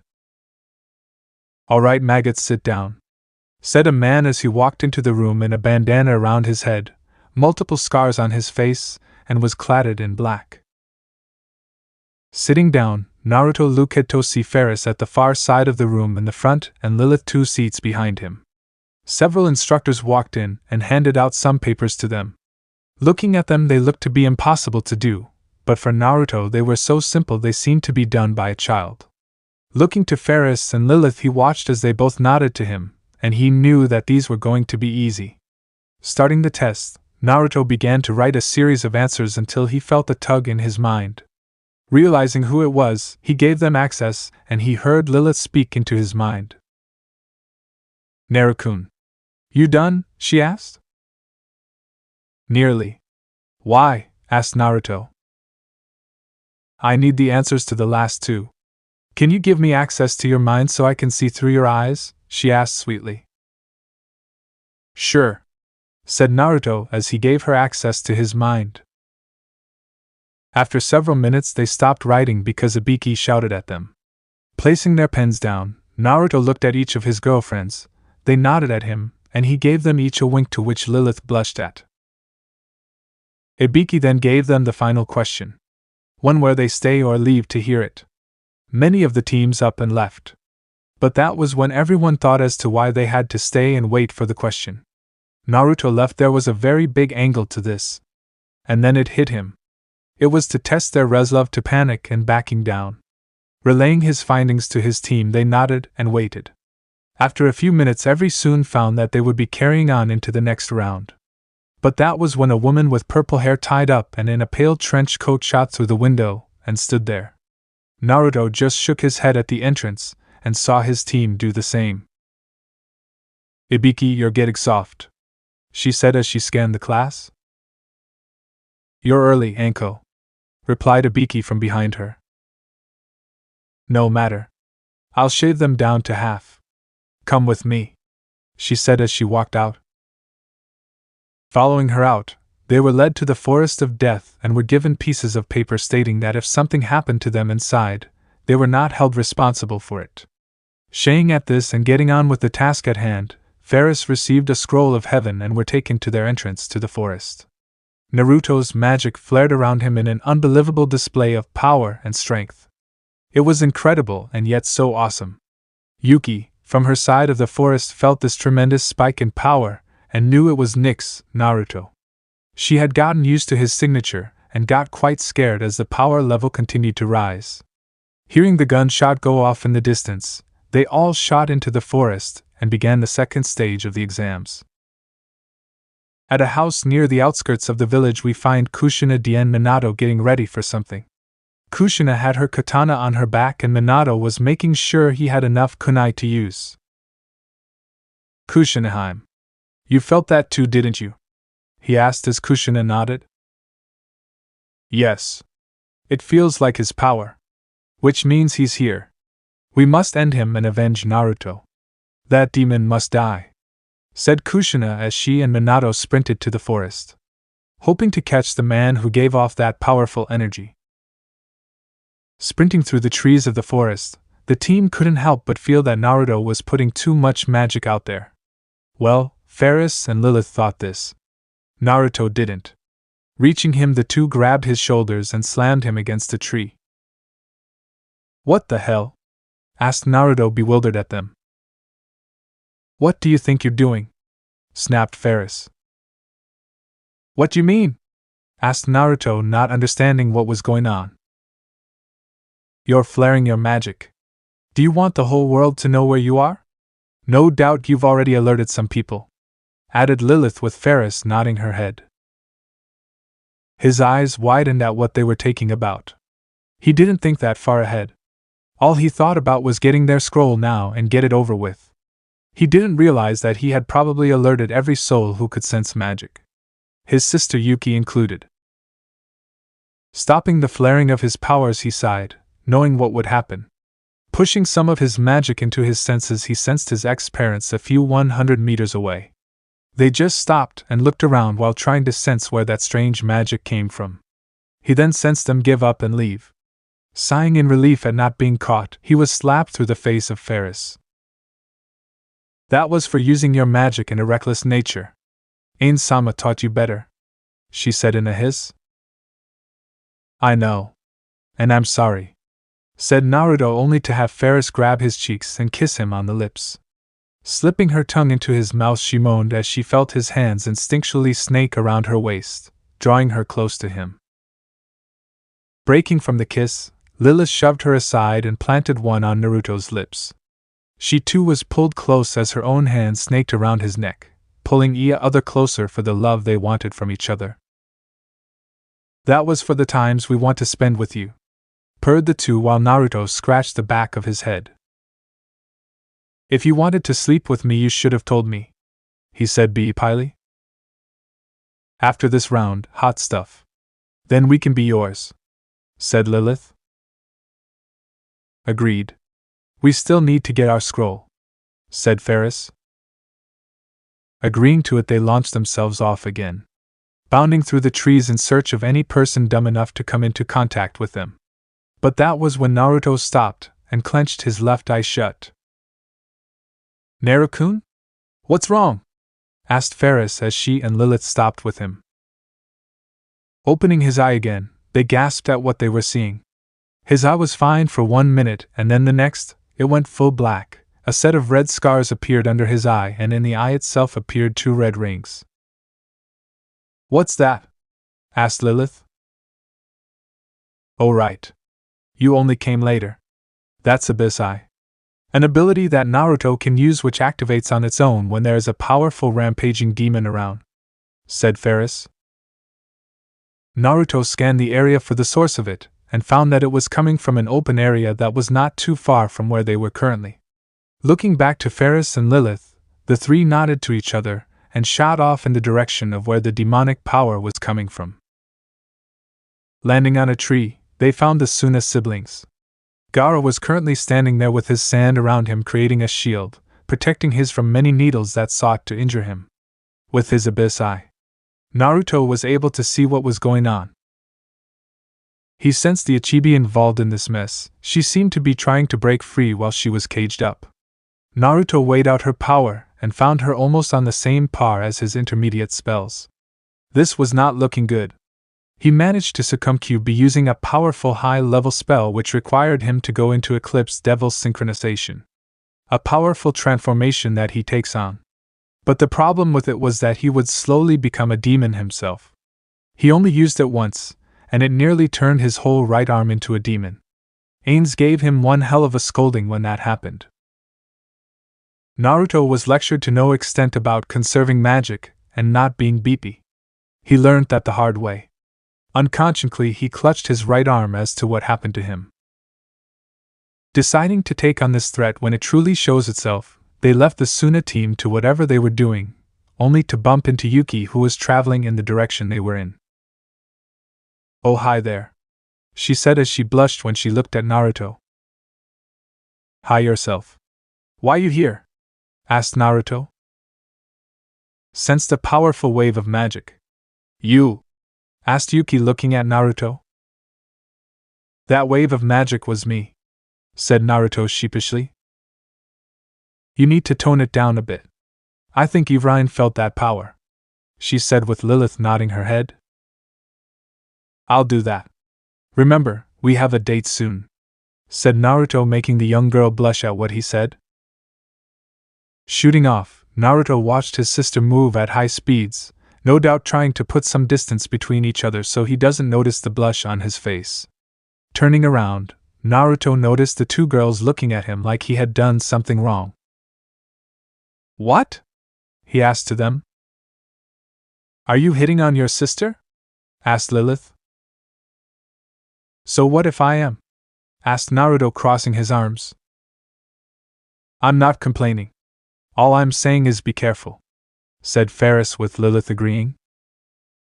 "Whatever. Let's just move," said Naruto, and they took off. With Mikoto. Moving around the tomb of Nazarick, she found it to be quite a very comfortable home. A very big home at that. The Pleiades looked after her, and even acted as a defense line when it came to intruders. Spotting Liselet at the end of the hallway, she ran up to her. "Oh hi. How are you?" asked Liselet as she smiled to her. "Fine, and you?" asked Mikoto. "So tell me, if you lived in another place than this, why move here?" she asked to Mikoto. "I actually lived somewhere else. I lived in Konoha. But I now live here?" replied Mikoto. "Why not go back?" asked Liselet. "Well," began Mikoto. Flashback. Mikoto walked the halls of the tomb. It was after she and QB became lovers. She was a little sore from their session a few days back, and she just wanted to see the sights. So she was let out the tomb to see everything she wanted.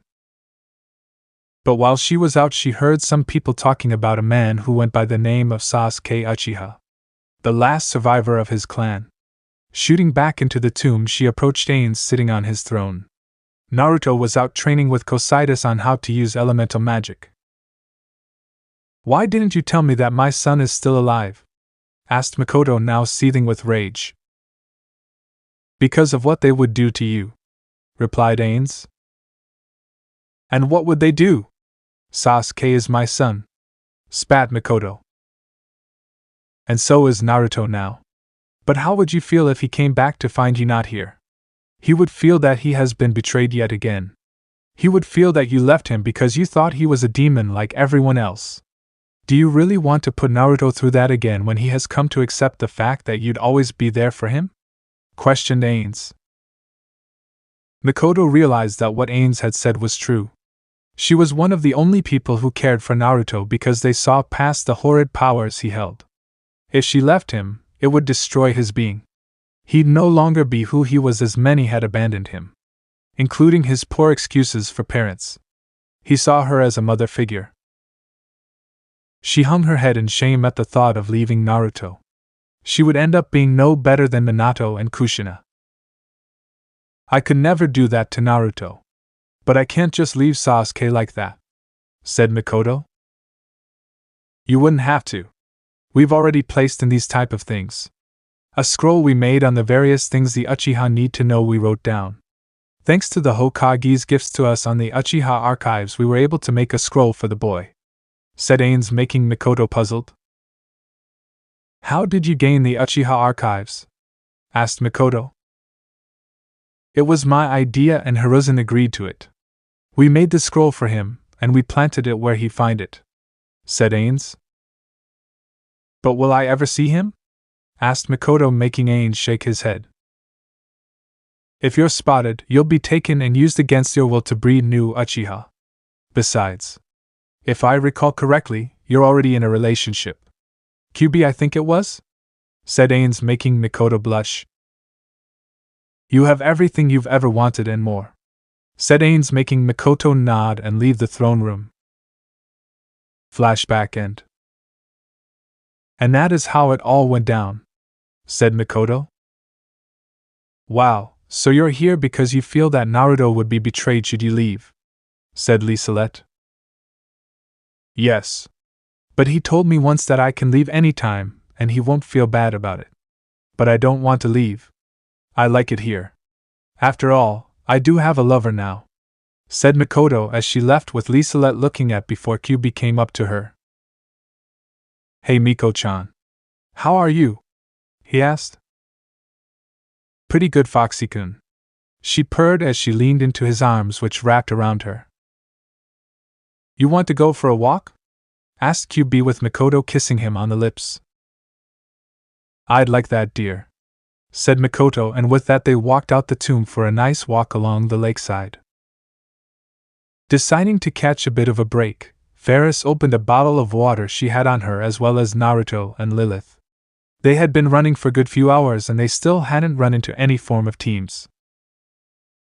But their musings were cut short when they soon heard the sound of an explosion. It sounded pretty close by. Speeding off in the direction it came from, they found a grass Nin and Yuki battling it out. Yuki looked to be exhausted while the grass Nin stood there, seemingly playing with her food. Naruto, seeing that Yuki wasn't doing so good, told Lilith and Ferris to provide support for him as he went to assist Yuki. Doing as he told, Lilith brought out her rifle and Ferris unsheathed her sword, ready to bring down a rainstorm of magic on the sky if need be. "So smart for you to jump in. But you're more stupid than I thought," said the person. "And who the funk are you? More importantly, why are you attack her when she was defenseless?" snapped Naruto, taking on a stance as magic swirled around him. That power. It's so strong. Just who are you exactly?" asked the man. "It's only fitting to give your name first," said Naruto. "Fair enough. My name is Orochimaru," said the man. Nix is my name. Now that you know it, I'm gonna beat the living shit out of you," said Naruto, charging forward. The man NW, identified as Orochimaru, evaded every strike against Naruto. But the reason why Naruto wasn't using any spells was because he didn't want to endanger Yuki. The majority of his spells focused on widespread carnage, and that he didn't like showing off his powers. Ainz told him that the power of a Void Devil Slayer is more of a curse-type gift. A curse because the more he uses the powers, the more the marks spread. "Come on, use your powers," said Orochimaru as he pushed Naruto away. "Fire!" shouted Naruto, giving the two girls the signal. 2 projectiles were launched. A direct hit will occur very soon. But Orochimaru just moved out the way, the 2 shots hitting the ground, making a very big dent in the ground. But it didn't stop there. Orochimaru vanished from sight and struck Ferris and Lilith at the back of the neck, knocking them out in an instant. Naruto witnessed this and began to seethe with rage. How worthless. They would never be anything. Maybe you could be more, if you trained better, said Orochimaru as he jumped down. You're a dead man, snapped Naruto as he began to gather up his magic. Pushing his magic into his mouth, he breathed in sharply as he continued to compress the magic in his mouth. Yuki stared in horror as Naruto was in a sense doing a Katan Jutsu.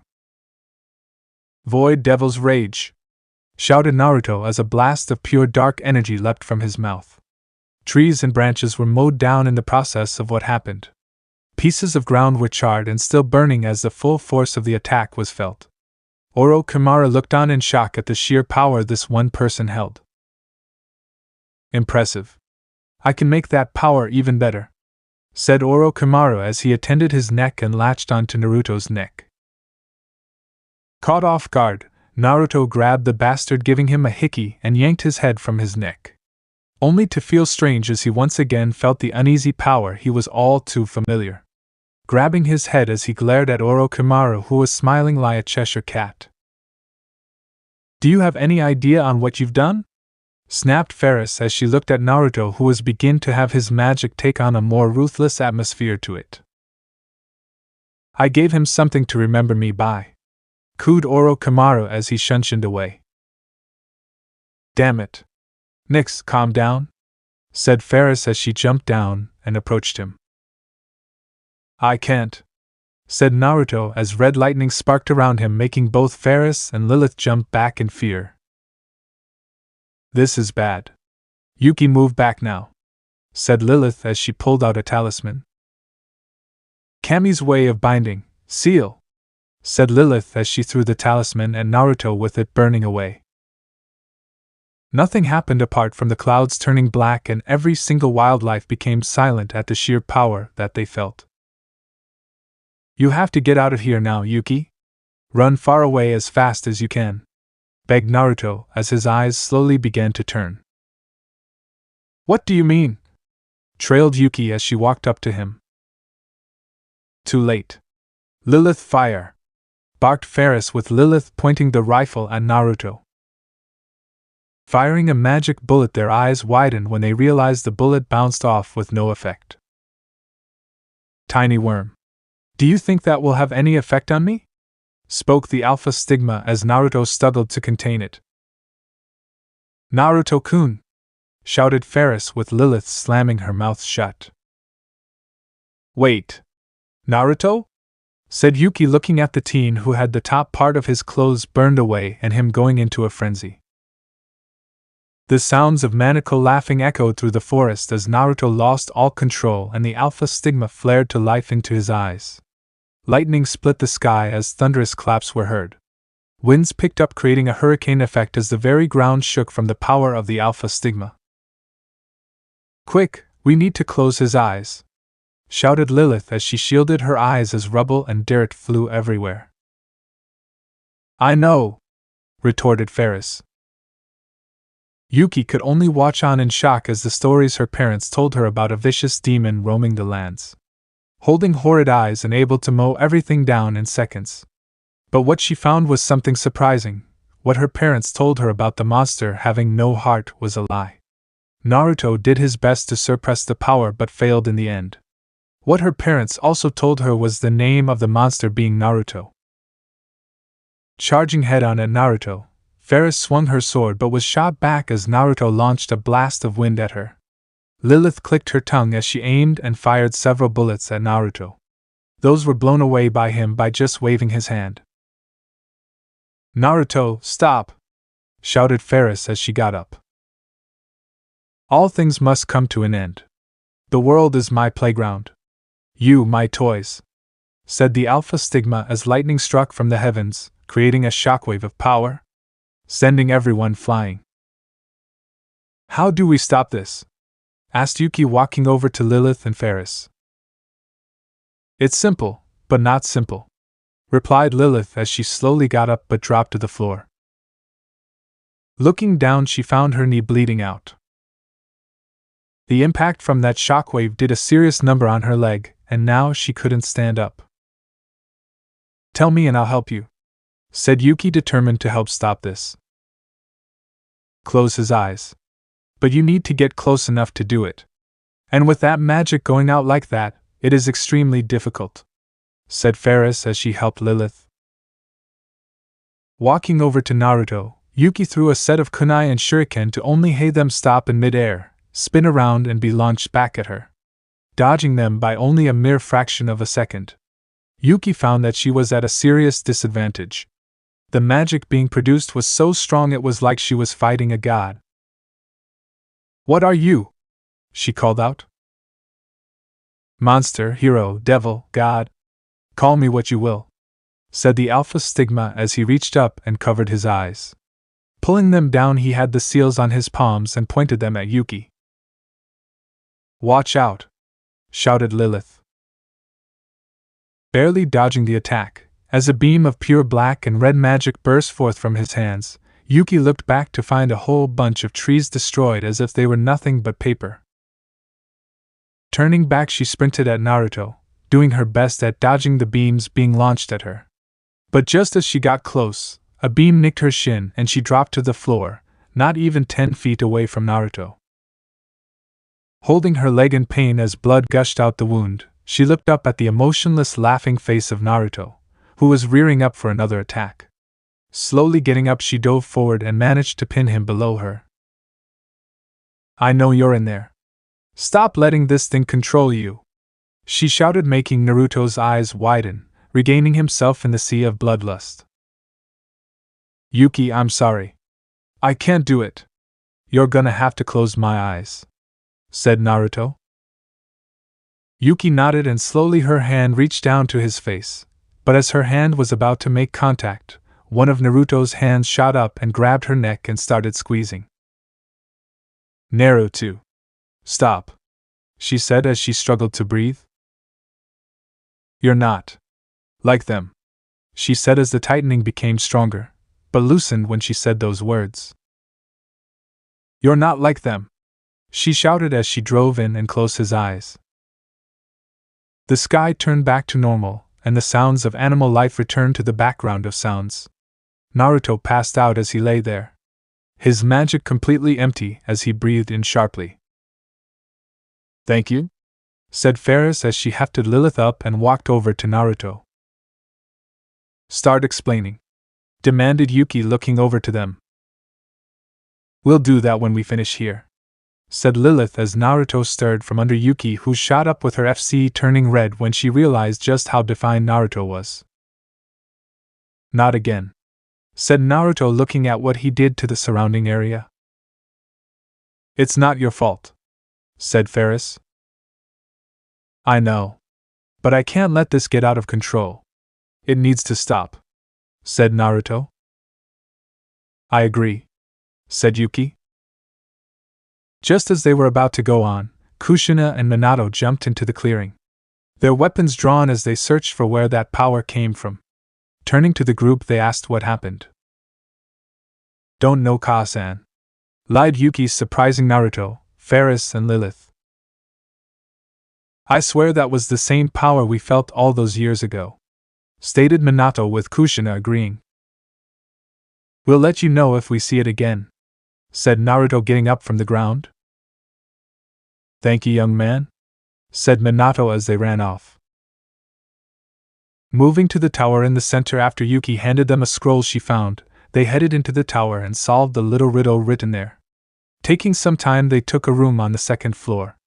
But just as they were about to wind down, Yuki came into their room and sat on the bed with her, putting up a privacy seal. "Start talking," she said as she crossed her arms. So this part ends here. Alright, that's it for today's video, guys. Let me know in the comment section how was the story, and also don't forget to like, share and subscribe. I will meet you in another video. Bye bye.